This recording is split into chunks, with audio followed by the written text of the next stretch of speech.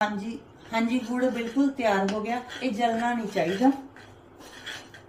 हुण इस तो बाद असीं इहदे विच खसखस पा दांगे। इहनूं चंगी तरह हिलाउंदे रहांगे।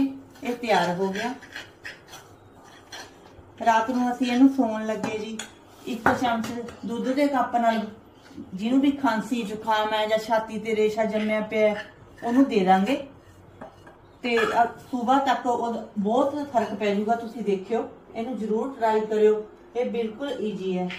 ये वीडियो वधिया लगी तो शेयर जरूर करियो। धन्यवाद।